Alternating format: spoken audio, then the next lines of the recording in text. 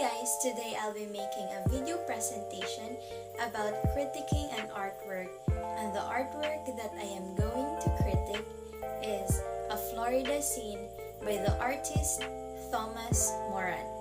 1, 2, 3.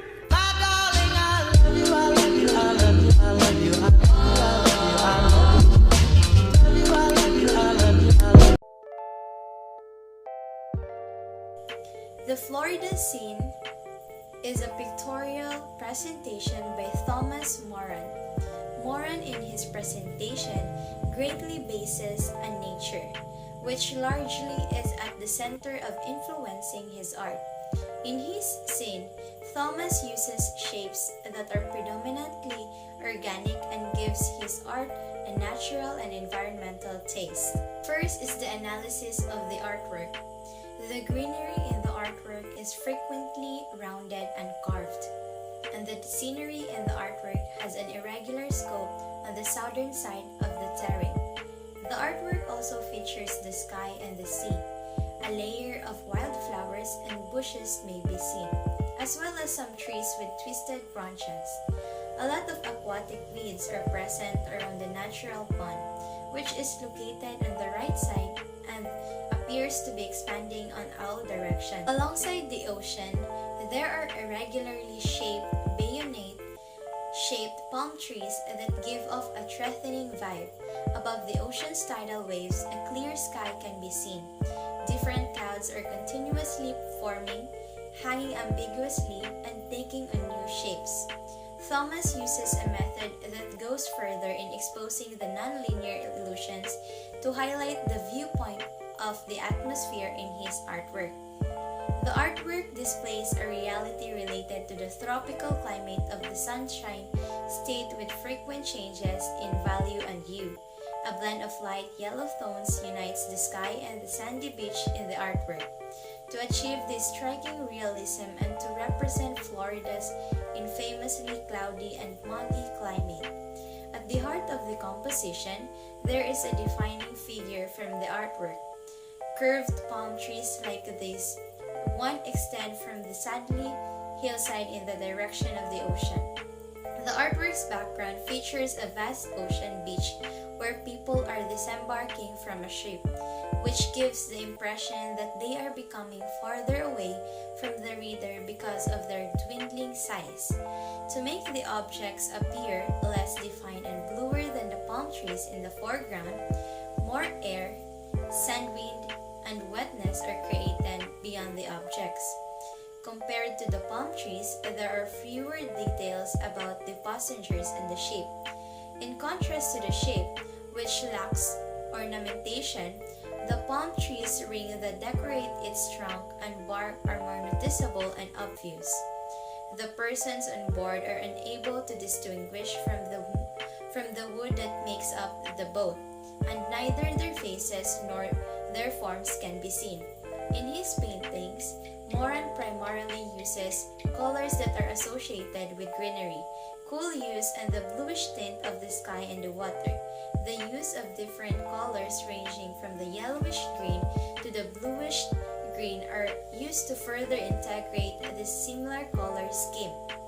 The fact that some of the clouds are given a neutral white tone greatly improves the artwork. The background of Moran's artwork lacks the colored intensity that is provided by the foreground figures, resulting in a weak contrast between darkness and light.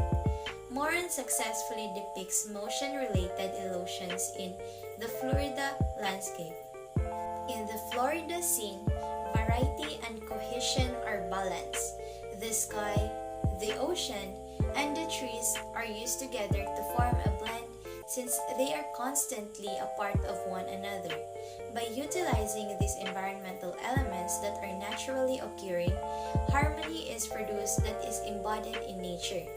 The meaning of the title Florida scene would be lost and the artwork's quality would have been diminished if Moran had eliminated the gloomy sky, the ocean, or the trees from his creation. The main reason for this is that those components best capture the essence of Florida's scenery because of the low-lying scrubs that are applied alongside the dark green vegetation. There is a display of numerous plant species. The individuals from the boat who are portrayed as walking separately and donning various hues of clothing provide even more splendor. The left side's part and combinations differ from those on the right side, which creates an unbalance in Moran's artwork. For instance, the balancing of the shapes, positions, and sizes of the items employed results in a visual component of this art that is in equilibrium. With the ship's passengers wandering along the shoreline on the left side of the artwork, there is a busy area. The art bearing palm trees in the proper position on top of the enormous dune, with few activities occurring, strike the appropriate equilibrium. In addition to the activities in the artwork, there is a balance achieved between the little and large objects. The white clouds in the background that encircle the green palm provide a stark contrast. Second, to my interpretation of the artwork, the American-born artist is regarded as one of the top artists in the Hudson River School. Moran became a national hero in America for paintings and art because of his innate drive to succeed, discover uncharted territory, and engage in exotic painting. The Florida setting was first suggested by Moran's journey to Fort George Island in 1887, which was paid for by the monthly publication Scribner's. Thomas' appreciation of the natural world and the untamed terrain enhanced the romantic feel with which he depicted the Florida landscape. Moran creates figures to flank the ship in the background. As a result of being able to step foot on solid ground, many people are observed departing the ship in a more appreciative state of mind. The individuals from the ship had dark brown skin, and they are dressed in colorful garments. This raises the likelihood that the individuals may have traveled from the nearby Caribbean island to look for jobs. It is also assumed that the island might not be as lonely as it initially appeared to be. This aspect of island life appears to be highlighted by the existence of work, transportation, and people. According to the art, Florida has a more comfortable temperature because it is not as humid and hot as the southern half of the state. Because of its sandy terrain and bitterly cold winters, Florida is not a state that encourages the growth of lush vegetation. Third, evaluation of the artwork. In his artwork, Thomas Moran explores the significance of the distinctive and natural terrain that can be found in Florida. This elevates the art above mere consideration. I am persuaded that Moran did a good job by his ability to evoke the mood and speak clearly about the Florida weather. For instance, just by looking at his artwork, I can feel the heat of the sun when passengers step off the ship and onto the sand. Moran puts a lot of effort into his work and delivers it in a unique way that vividly depicts the Florida experience. His use of perspective is incredibly alluring, perfectly capturing the feel of the tropical atmosphere. And lastly, judgment. The Florida scene has value on a national scale.